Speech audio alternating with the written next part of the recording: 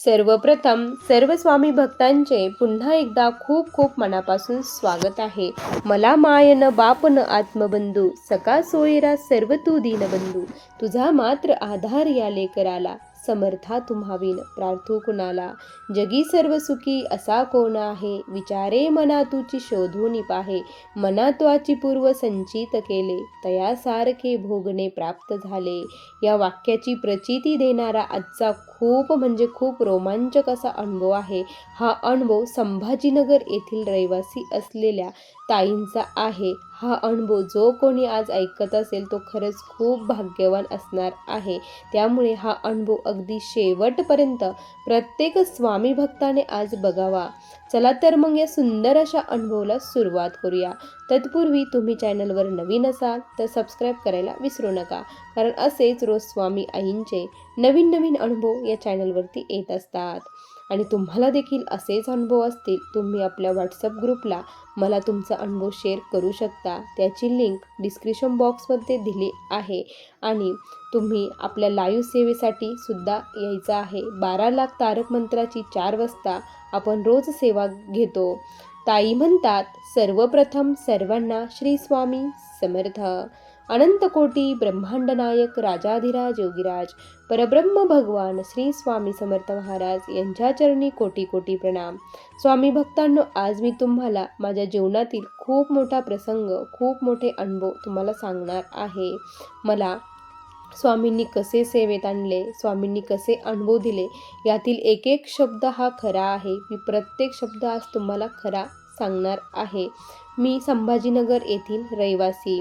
स्वामी भक्तांनो, आपण जे काही करतो ते स्वामींच्या इच्छेनेच घडत असतं. आपल्याला वाटतं की आपण करतो, पण हे साप चुकीचं आहे. स्वामींची इच्छा असते म्हणून आपण त्यांच्या सेवेमध्ये येतो. मला सर्वप्रथम सांगायला खूप आनंद वाटतो की मी स्वामींच्या सेवेमध्ये कशी आली. स्वामींच्या सेवेत मी माझ्या आई मार्फत आली, कारण माझी आई ही स्वामींची खूप निस्सीम भक्त. मी ज्यावेळेस 5वीला होती त्यावेळेस माझी आई स्वामींची सेवा करू लागली होती. ती महाराजांची खूप सेवा करायची. स्वामीचरित्र वाचणे, तारक मंत्र म्हणणे, त्यानंतर श्री स्वामी समर्थ या मंत्राचा जप करणे, अशा विविध सेवा तिच्या रोज चालू असायच्या. आईला बघत बघतच आम्ही मोठे झालो. आई जशी करायची तसंच आम्हीही करायला सुरुवात केली. ज्यावेळेस माझी 12वी झाली, त्यानंतर मला कुठे शिक्षण घ्यायचं होतं, पण माझ्या वडिलांनी सांगितलं की आपल्याकडे फार काही पैसे नाही, त्यामुळे तू छोटासा एखादा कोर्स कर, कारण ज्याला जास्त पैसे लागणार नाही असा तू कोर्स कर. माझ्या वडिलांनी मला सांगितलं. मग त्यानंतर मी डी फार्म हे केलं. डी फार्म माझं झालं आणि त्यानंतर वडिलांनी सांगितलं की आता आपण लग्न करूया. माझ्यासाठी लग्नाचे स्थळं बघायला सुरुवात झाली. तोपर्यंत मी महाराजांची कधीच जास्त सेवा केली नाही. फक्त श्री स्वामी समर्थ म्हटले, कुठलं काही अडचण वगैरे आली, भीती वाटली तर महाराजांचा धावा करणे, एवढी सेवा मी करायची. पण फार काही जास्त आईसारखी मी कधीच सेवा केली नाही. आता लग्न जमत नव्हतं. लग्नामध्ये प्रचंड अडचणी येत होत्या. एवढ्या अडचणी की कुठं आम्हाला मुलगा पसंत झाला तर घरची परिस्थिती नाही, घरची परिस्थिती पसंत झाली तर पत्रिका जुळत नसायच्या. अशा प्रचंड अडचणी येऊ लागल्या. त्यावेळेस माझ्या आईने सांगितलं की महाराजांची तू देखील सेवा कर. मग मी 108 स्वामीचरित्र पारायणाचा संकल्प सोडला आणि मी पारायण करायला सुरुवात केली. आणि काय आश्चर्य, माझे 52-53 पारायण झाले. मला खूप छान स्थळ आलं आणि माझं लग्न झालं तेव्हा मी संभाजीनगर येथे आले.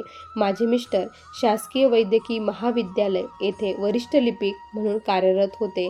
आता सरकारी जॉब असल्यामुळे खूप छान वाटलं, सर्वांना आनंद झाला आणि खूप थाटामाटात माझं लग्न झालं.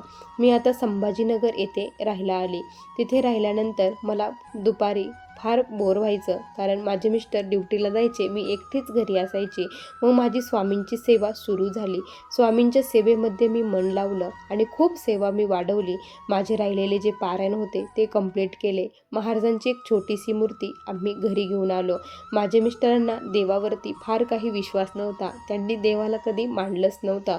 आणि मग काय झालं की म्हाडा कॉलनी येथे फॉर्म सुटले आणि घरासाठी आम्ही सहज फॉर्म माझ्या नावावरती भरून दिला. स्वामींच्या कृपेने आमचा नंबर तेथे लागला आणि मग आम्हाला तिथे 2 BHK फ्लॅट मिळाला. आता या फ्लॅटचं काय करायचं? आता एवढं माझ्या मिस्टरांना पेमेंट नव्हतं. सर्व काही करायचं म्हटल्यानंतर आणि मिस्टरांची बदली देखील होत असायची.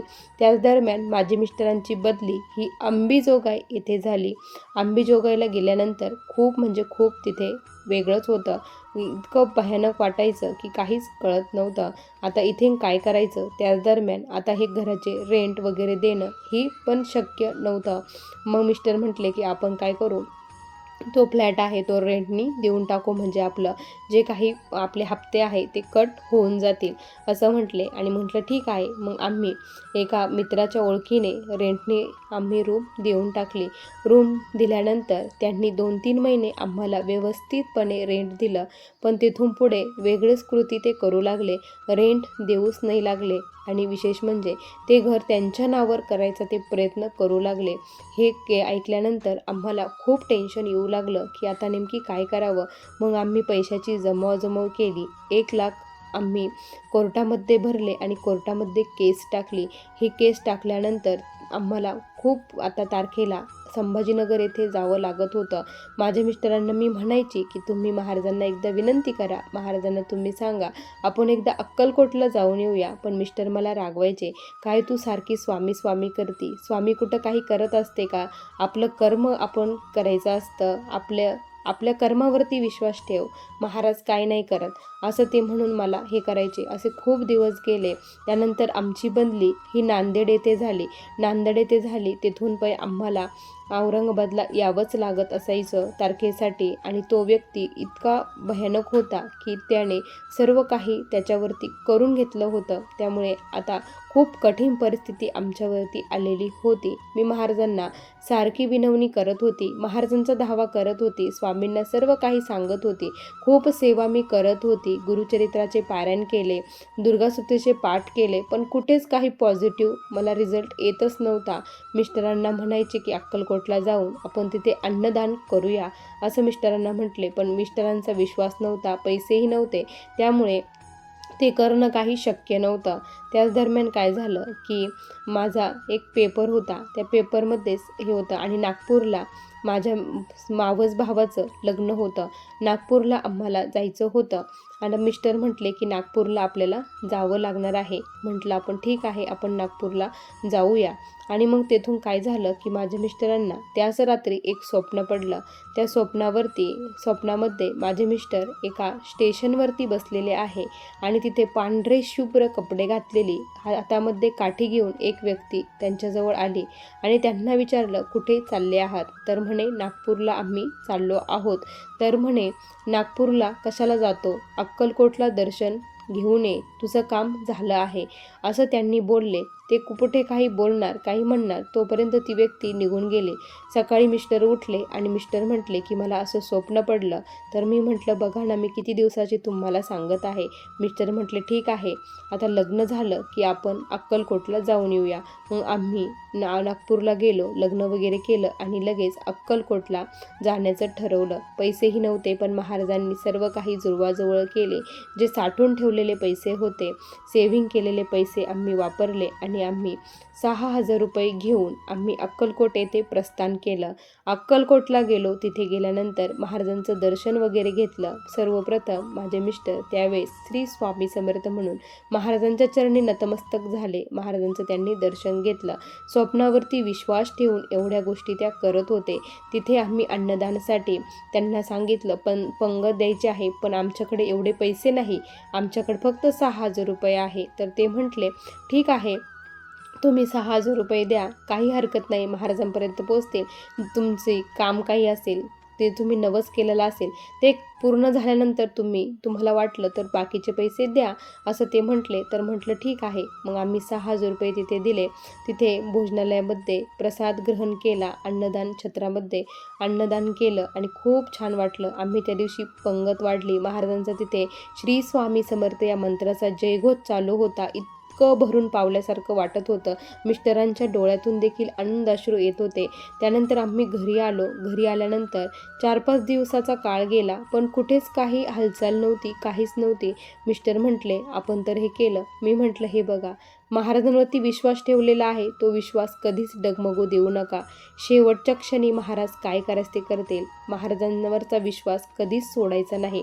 आम्हाला प्रचंड विश्वास त्यावेळेस ठेवला. महाराजांनी थोडीशी परीक्षाही बघितली, की संयम बघितला, की हा खरंच माझ्यावरती विश्वास ठेवतो की नाही. ज्यावेळेस यांनी यांच्या मित्रांना सांगितलं त्यावेळेस म्हणले, अरे तू काय स्वप्नावरती विश्वास ठेवतो? स्वप्न कुठे खरं होत असतात का? आणि देव कुठं असा पावत असतो का? अशी त्यांना बोलण्यात आलं. त्यावेळेस मिस्टरांच्या मनामध्ये थोडीशी शंका निर्माण झाली, की आपण उगाचच 6,000 रुपये घातले की काय, असं त्यांच्या मनामध्ये आलं. आणि त्यानंतर स्वामी भक्तांनो लगेचच काय झालं, की ऑफिसमध्ये त्यांना सर्वजण म्हणायला लागले, की पार्टी दे, पार्टी दे. त्यांना काही कळेनाच की पार्टी कशाची. ते म्हटले, कशाची पार्टी ते तर सांगा अगोदर. तर ते म्हटले, की त्यांनी माझ्या मिस्टरांच्या हातावरती लेटर ठेवलं आणि त्या लेटरमध्ये होतं, की तुमच्या घराचा ताबा घेण्यासाठी तुम्ही ताबडतोब या म्हणून. आणि जी व्यक्ती तिथे राहत होती त्याने हे सर्व केलं होतं, ती व्यक्ती ते घर सोडून गेली होती. हे ऐकून आमच्या आनंदाला पारावर राहिला नाही. आम्ही लगेच गेलो आणि आमच्या घराचा ताबा घेतला.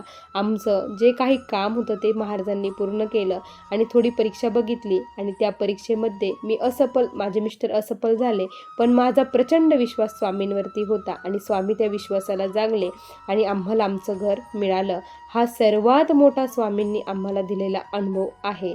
त्यानंतर स्वामी भक्तांनो, तेव्हापासून माझ्या मिस्टरांची भक्ती ही रंगली आणि मिस्टर देखील स्वामींच्या सेवेमध्ये आले. मिस्टर सेवेत आल्यानंतर 1 महिन्याचा काळ पलटून गेला. मिस्टर रोज महाराजांचं नामस्मरण करणे, 3 अध्याय वाचणे अशी सेवा त्यांची सुरू झालेली होती. आणि मग माझ्या मिस्टरांना पुन्हा एकदा एक दिवस रात्री असं स्वप्न पडलं, की त्यांचा खूप मोठा ॲक्सिडेंट झाला आणि त्यांच्या डोक्याला प्रचंड मार लागला असं त्यांना स्वप्न पडलं. त्यानंतर स्वामी भक्तांनो काय झालं, की माझ्या मिस्टरांना मी सांगितलं, की जाऊ द्या, महाराजांवरती विश्वास ठेवा, स्वामी आहे, सर्व काही बघून घेतील, तुम्ही कुठलेच टेन्शन घेऊ नका. तर मग माझे मिस्टर 1 महिन्याचा त्यानंतर काळ पलटून गेला. कामानिमित्त चाललेले असताना समोरून खूप मोठा ट्रक आला आणि त्यांचा धडक दिली. माझ्या मिस्टरांचं खूप मोठा ॲक्सिडेंट त्यावेळेस झाला आणि खरंच मिस्टरांच्या डोक्याला प्रचंड मार लागला. मिस्टरांना हॉस्पिटलमध्ये ॲडमिट केलं. मला कॉल आला की ॲडमिट केलं. मला प्रचंड भीती वाटली. महाराजांचं नामस्मरण सुरू केलं, तारक मंत्र सुरू केला, हॉस्पिटलला गेले. डॉक्टरांनी सांगितलं, मेंदूला प्रचंड मार लागलेला आहे, रक्तस्राव झालेला आहे, एखाद्या वेळेस पेशंटची मेमरी ही जाऊ शकते. आम्ही आमचे प्रयत्न करत आहोत, पण शेवटी देवाच्या हातात आहे. डॉक्टरांनी जेव्हा असं सांगितलं, की शेवटी देवाच्या हातात आहे, त्यावेळेस मी फक्त महाराज मला पुढे आठवले. बाकी काहीच दिसत नव्हतं, फक्त महाराज दिसत होते. कारण मला कोणाचाच आधार नव्हता. स्वामीच माझं सर्वस्व बनलेले होते. महाराजांना सर्व काही सांगितलं. मिस्टरांचं ऑपरेशन करायला डॉक्टरांनी घेतलं. पैसेही खूप लागणार होते, पण स्वामींच्या कृपेने सर्व काही योजनेमध्ये बसलं, सर्व काही झालं. जिथे आम्हाला 5 ते 6 लाख रुपये लागणार होते, तिथे फक्त 1 लाखामध्ये काम झालं. आणि तरी देखील ऑपरेशन झाल्यानंतर डॉक्टरांनी मेमरीची गॅरंटी दिलेली नव्हती, की मेमरी त्यांची व्यवस्थित असेल की नाही आम्ही सांगू शकत नाही असं डॉक्टर म्हटले. पण मला महाराजांवरती प्रचंड विश्वास होता, असं काही घडणार नाही, कारण स्वामीच आहे म्हणून. त्यानंतर माझे मिस्टर जेव्हा शुद्धीवर आले आणि त्यांनी मला सर्वप्रथम ओळखलं आणि ते मला म्हटले, की श्री स्वामी समर्थ. त्यांच्या मुखात पहिलं वाक्य होतं, श्री स्वामी समर्थ. हे ऐकून माझ्या डोळ्यातून आनंद अश्रू आले. म्हणजे मिस्टरांची मेमरी एकदम व्यवस्थित होती. त्यानंतर माझे मिस्टर जेव्हा बरे झाले, घरी आले, त्यावेळेस त्यांनी मला सर्व काही सांगितलं, की त्यांच्यासोबत हे कसं घडलं. त्यांनी सांगितलं, की मी जेव्हा जात होतो, आमच्या गाडीमध्ये महाराजांची छोटीशी मूर्ती आहे. आम्ही कधीच गाडीमध्ये महाराजांचा मंत्र वगैरे माझे मिस्टर लावत नाही. पण त्या दिवशी त्यांना काय बुद्धी झाली काय माहिती, त्यांनी मोबाईलवरती श्री स्वामी समर्थ या मंत्राचा जप सुरू केला. त्यानंतर जप सुरू केला, त्याच्याबरोबर ते म्हणत होते आणि त्याच्या 5 मिनिटानंतरच लगेच त्यांचा ॲक्सिडेंट झाला. पण स्वामींच्या नावाच्या ताकदीमुळे, स्वामींमुळे तो ॲक्सिडेंट होऊन देखील त्यांना काहीच झालं नाही. सर्व काही व्यवस्थित सुखरूपपणे ते व्यवस्थित राहिले. पण काय झालं स्वामी भक्तांनो, एक वेगळंच घडीत तिथे घडलं. कारण जिथे ॲक्सिडेंट झाला तिथे कायमस्वरूपी ॲक्सिडेंट होतात असे म्हणतात. आणि तिथे त्या दिवशी अमावस्येची दिवस होता. अमावस्या असल्यामुळे तिथे जे काही असतं मी कधी विश्वास ठेवला नाही, पण प्रत्यक्षात ते अनुभवलं. माझे मिस्टर थोडेसे विचित्र वागत होते आणि त्यांना काही ना काही दुखत होतं. त्यामुळे मी त्यांना एका ठिकाणी घेऊन गेले, तर त्यांनी सांगितलं की तिथे जे काही होतं ती भूतबाधा ती त्यांना जडलेली आहे. हे ऐकल्यानंतर मला खूप टेन्शन आलं की आता काय करावं. घरामध्ये सर्व पारायण वगैरे केले, मिस्टरांचे उतारे केले, पण त्यांना काही फरक पडत नव्हता, बरंच वाटत नव्हतं. एक झालं की एक त्यांचं दुखायचं. मग आम्ही त्यांना गाणगापूर येथे घेऊन गेलो. गाणगापूरला घेऊन गेल्यानंतर त्यांना प्रचंड तिथे त्रास व्हायला लागला. ते अक्षरशः त्याचं नाव देखील सांगायला लागलं, ते कोण आहे. तो म्हणायचा की माझ्या आत्म्याला शांती मिळालेली नाही, माझं जे काही आहे ते माझं विधी तुम्ही करा, असं ते सांगायचे. मग आम्ही त्याची विधी वगैरे केली, सर्व काही केलं आणि नंतर माझ्या मिस्टरांना बरं वाटलं. 1 महिना आम्ही तिथेच राहिलो. 1 महिन्यामध्ये प्रचंड त्यांना त्रास, आरतीच्या वेळेस त्रास व्हायचा, पण स्वामींच्या कृपेने सर्व काही व्यवस्थित झालं. आज माझे मिस्टर एकदम व्यवस्थित आहे. स्वामींच्या कृपेने जे काही संकट आलं होतं ते पूर्णपणे निस्तरलं. स्वामी होते म्हणून सर्व काही व्यवस्थित झालं. जर स्वामी नसते, स्वामींची सेवा नसती, तर या संकटातून आम्ही बाहेर पडूच शकलो नसतो, यातच गुरफटलो गेलेलो असतो. आज सर्व काही व्यवस्थित फक्त स्वामींच्या कृपेने झालेलं आहे. जे कोणी भाऊ ताई अशाच काही संकटात असतील त्यांनी देखील अशीच सेवा करा. तुम्ही देखील गाणगापूरला जा, तुमच्या सर्व महाराज काढून टाकतील. महाराजांवरती विश्वास ठेवा, श्रद्धा ठेवा, भाव ठेवा आणि मग सेवा करा. स्वामी भक्तांनो, असा मला आलेला हा स्वामींचा दिव्य अनुभव होता. श्री स्वामी समर्थ. बघा स्वामी भक्तांनो, किती सुंदर अनुभव आहे या ताईंचा. तुम्हाला हा अनुभव कसा वाटला नक्की कमेंटमध्ये कळवा. पुन्हा भेटूया अशाच सुंदर अनुभवासोबत. तोपर्यंत सर्वांना श्री स्वामी समर्थ. जय जय स्वामी समर्थ. श्री गुरुदेव दत्त.